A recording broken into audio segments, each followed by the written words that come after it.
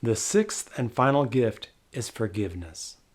When it comes to forgiveness, both parties must possess the interpersonal skills of empathy, communication, and humility to navigate the process of giving and receiving forgiveness successfully. Forgiveness is all about repair and healing. It is the recognition of the offender of their fault in the hurt or trauma that was caused to another, even if unintentional. When we seek forgiveness, it is important to express our intentions, especially for those unintentional breaches of trust.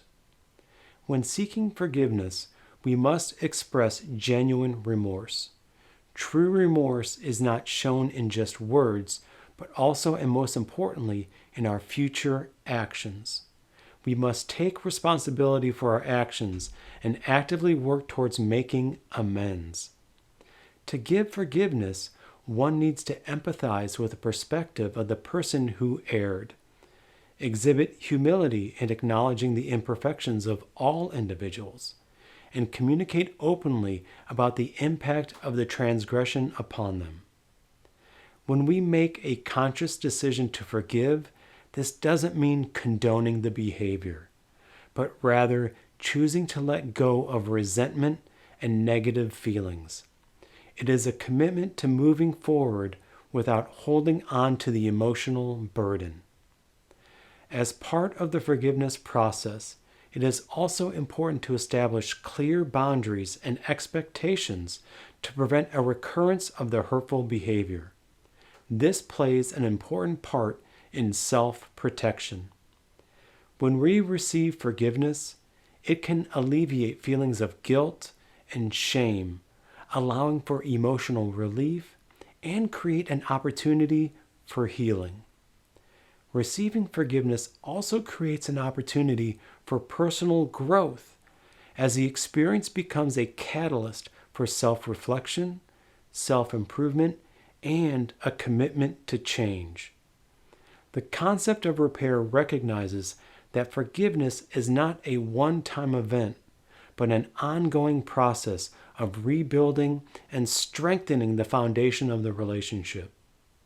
When we repair, our goal is to allow others to truly be heard or seen, to validate feelings or perceptions, to mend breaches of trust over time, and to heal the trauma we have created so that trust can be re-established.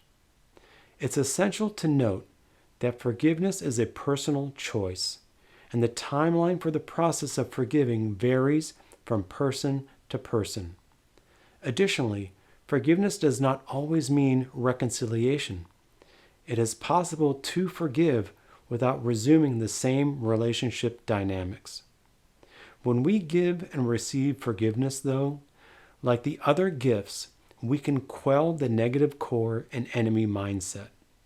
When all 6 gifts are applied together, we create more positive, engaging, safe, and open interpersonal relationships.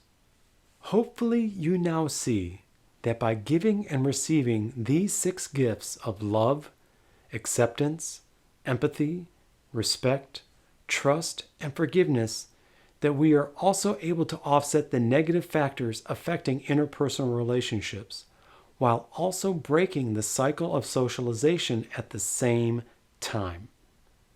So, now that we have discussed the 6 gifts in detail, how do we apply these gifts in our everyday lives?